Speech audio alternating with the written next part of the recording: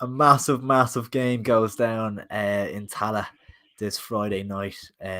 Sold out and all by Monday. I think it was done. 7,500. Great occasion in store at the Tala Stadium. This just before we get into the football side of it, the sooner for occasions like this, the sooner they get that fourth stand built, the better. Because it's going to be a cracking little stadium, and for occasions like this, and would it be a case of checking Bowes or whoever's the away fan to go behind the goal, one of the goals, like the opposite end, checking and have Rovers down the tree? Yeah, I'd say the away fans go behind the opposite end, so I would. Yeah. Maybe split it a bit, have the atmosphere that it would be sick, wouldn't it? Yeah, maybe be like the half, half of the away fans in the north stand, and maybe just the other half in the east. No, just in time. How are things? What's the crack? Just getting into the Dublin derby, the last game. We're previewing. It's obviously the main event, basically, of this weekend. Good to have a Bowes fan with us now. Good. Yeah. He shares, man. He shares. Oh boy. How you getting on, Soccer? Yeah, all good. How's things? Good to see your face. Can't complain. Yeah, good to see you on the. Been a little while, actually. Been a little while. Yeah. Been a good while, yeah. Too long. So it has. But Adzi, what were you saying there? Apologies. Like maybe splitting the stand, so maybe having half of the away fans in the north stand, and maybe having another half of them in the east. But then like splitting the north stand, having some neutrals as well by the side of it. It's hard to tell. Yeah, so it is.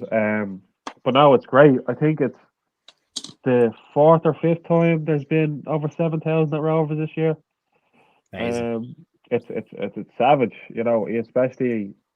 I think we're averaging like 5,500 every week at every home game, which is great for the league. Like I know people just going because of the occasion. I'm bringing, one of the lads as well on Friday. First time he's like, it's the first time he's ever been to a match. He was like, let's go to this one. Yeah, right into the deep end, and it's as always, it's built up to be a cracker. So yeah, hopefully it is from a neutral point of view. I was just saying, Socko, just before we get into the football side of it, that like occasions like this, I think the game was sold out on Monday. You're saying the sooner that fourth stand gets built, the better. Yeah, it's unreal. I have a piece coming out about it on Friday. I talked to a director at Rovers, and he was just explaining how, like, their season tickets have doubled since 2018. Memberships have doubled. Really? Yeah. Wow. They're hoping to have, like, the north stand. They said their aim is to have 10,000 sellouts like regularly, which would be absolutely unreal. Like, they're the benchmark. I know it's the best stadium in the league, but like, it's really the benchmark.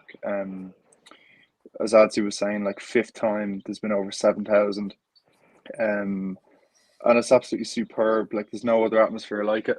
And the sooner the north stand is done, the better. And I think from next year they're hoping to have concerts and like other events too. Once the north stand is completed, so it'll be absolutely superb. And like, the game itself will be savage as well. It's kind of like, obviously Rovers are the favourites, but like they had a bad loss last week to Dundalk, and I'm sure we'll come into football, but from the tickets point of view, thank you. From the tickets point of view, like, it's been superb. Like, it's been absolutely superb.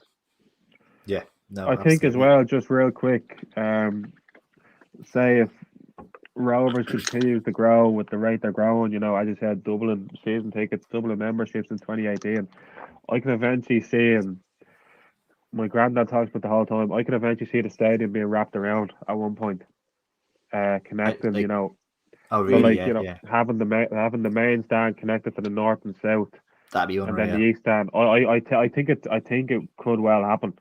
There's definitely like the space. I think that would definitely be achieved, but like, it seems like there's a space there to do it, and there's definitely like like, they definitely could, like, it's a bit of planning permission ever, but like, I'm sure there'd be no problems getting that done. Like, that'd be such a cool feature, like, because it's so like rare. You see it, I don't like you wouldn't see that like in the League of Ireland at all, but you see it in other countries and stuff as well, like where they have those types of stadiums. And I think it's Hungary have some class stadiums, like, and that should be what we're aiming for, like that kind of those facilities in the League of Ireland, because it just makes the whole experience and the whole look of it, even on TV and stuff, it looks so much better.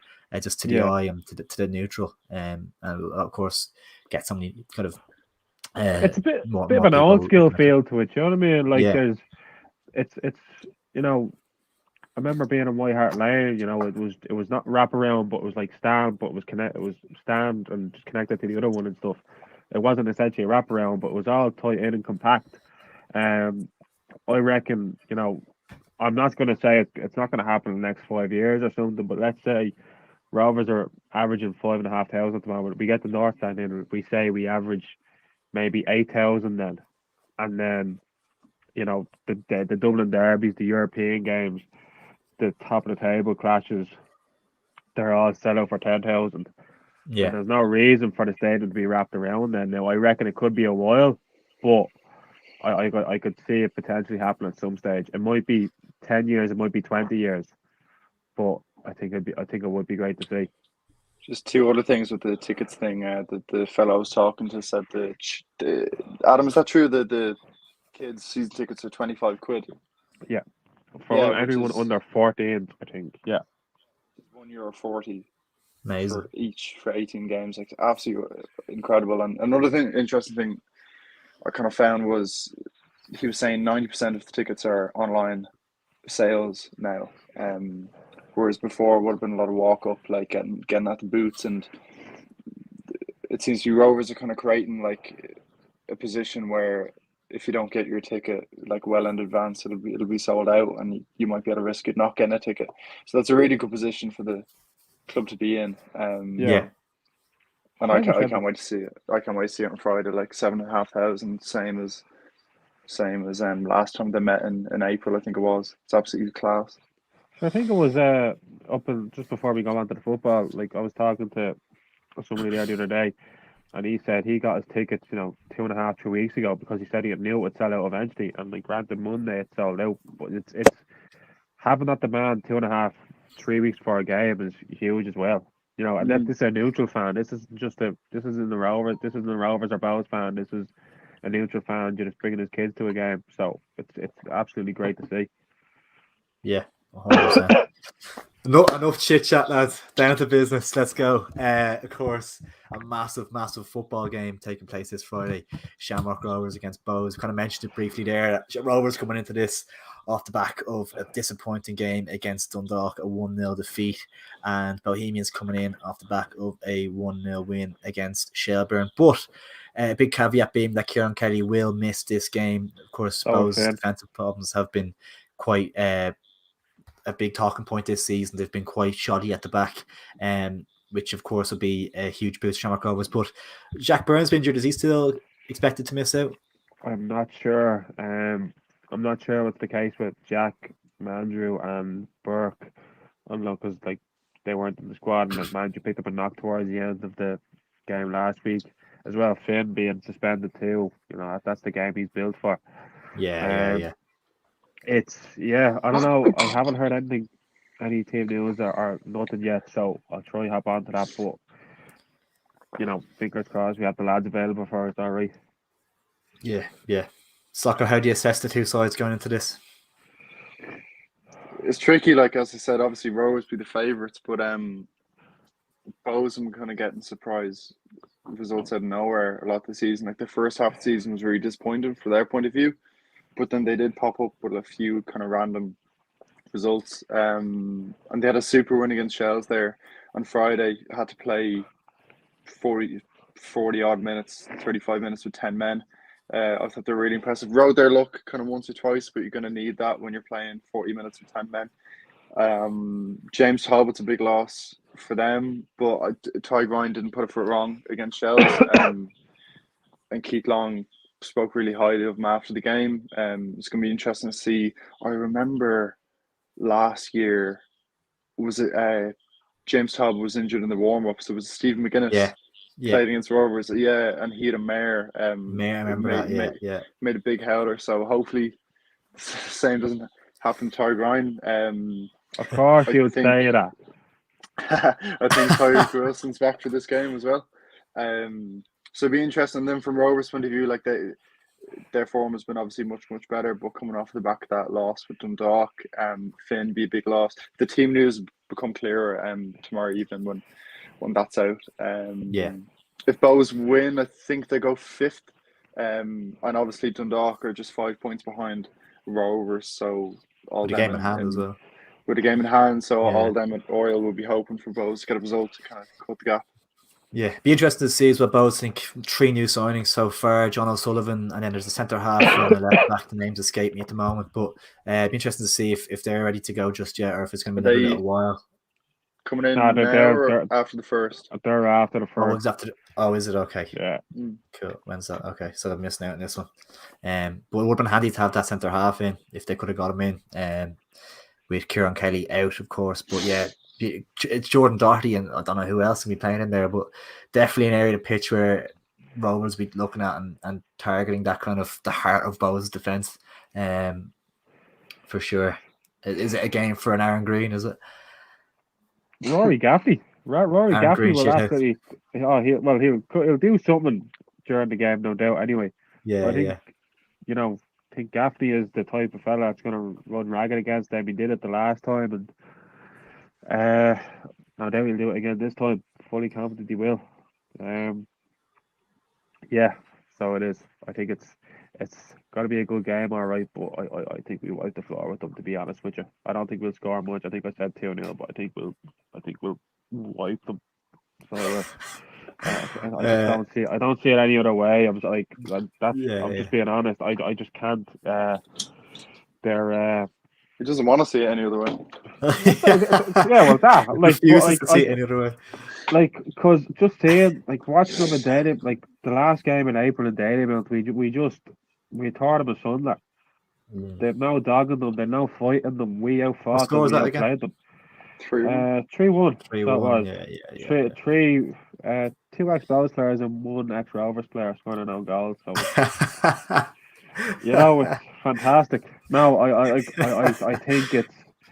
think we wipe the floor with them. I don't see, and there's no evidence for me to say it'll be a dogfight like it has been the last few years, especially after these 2 games we played against them. I think we could easily. I gave a prediction in the chat 2-0. Wouldn't be surprised if it was 3 or 4-0. And again, Rovers fans singing to Keith Long, he's getting sacked in the morning. Music to my ears. Soccer, do you agree with Adzy's assessment, or do you see it being a more close contest? It's one of them things. I think if Rovers got an early goal, Bows found it really hard to get back into the game. But if Bows can keep Rovers scoreless for a lot of the first half, then it's anyone's game. They're definitely underdogs coming into this, but I wouldn't be as confident as Adam, to be honest. Where's the evidence for that? Where is it? Where's your evidence? Show me the evidence. I look at it. I think if Mandrew plays, that's the difference, because Bows are very aggressive when it comes to Mandrew. What about Lions? I still think Mandrew get the blunt of it, because Mandrew was the type in the past to get wound up, but the last game he played against them, he kind of fed off their aggressiveness and didn't get as aggressive back, because I think I've mentioned it before, the games before last, he used to always just be up for it and always be real thick and real aggressive towards Bows, but it never worked in his favour. He was trying too hard. But now he plays the game like any other game he plays. He lets the game come to him. He draws every foul. He's just so comfortable on the ball against them, and he was man of the match last time out against them as well because of the way he played. They were over aggressive with him. He was just, doing his thing, letting them foul him, letting them come in through the back of him and stuff. So I think that he's kind of not mastered that, but he's kind of got a level. Kinda. Yeah, I think that's a sign of his maturity, exactly. So I think Lions kind of laps that up as well. Yeah, he's kind of a mature bloke already. Lions, he's never been the type to kind of get sucked into an atmosphere or get affected too much by the crowd. He seems kind of level-headed enough.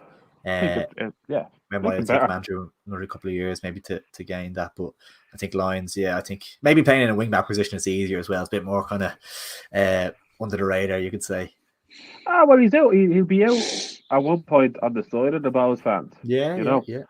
So he'll no doubt. If Bows stick to their word, if Bows fans stick to their word, they're going to make Tallaght an absolute cesspit and destroy Tallaght, like they're meant to do to Dalymount last time. But of course, they didn't do it, and we're complaining that Rovers fans are doing it. But I'm not going to get into that. So, I'm surprised they haven't sold out the allocation yet. Yeah, is that true? Is it? Yeah, to Bows. Their Instagram this afternoon had like there was still loads of tickets left.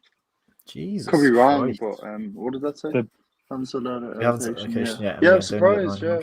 The big club. The big club. They're all broke after buying the 16 jerseys they released this season. No. Yeah, actually, yeah.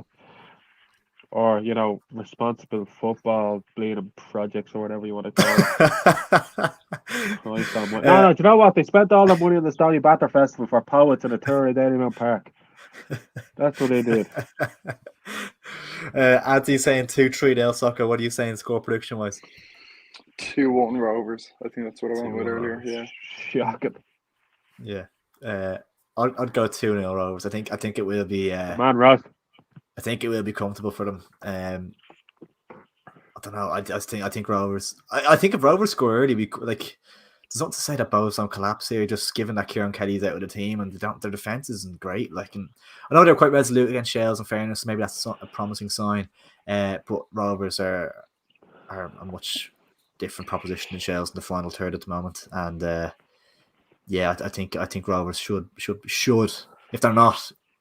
There's a lot of question marks around them, but they should be picking up a comfortable 3 points there, I think. It's a really big game for them, kind of to make a statement of intent in their second half of the season. Like Keith Long spoke a lot after the Shells match and said they were really disappointed with the first half of the season and they were really happy with the Shells win, but they have to back it up now with a performance in the Dublin Derby. So I think they can lay down a bit of a marker, like win tomorrow. And they're right back up there in the European places. So I think it'd be a big test to see where they're at, and not just get a class result against Shells and just fall apart completely the next week. The consistency has been the big word at Dalymount this year, It happened last time. Should they beat Shells? What was it, 4-1 in Tolka? And then, they come around next week to us and then they were just embarrassed. So, it's the truth, though. If Bows somehow pull off a win here, Adzy, you can't show your face on the live stream next week. I can. Clip it. No, make sure everyone clips this. It's fine. I'm ready for it.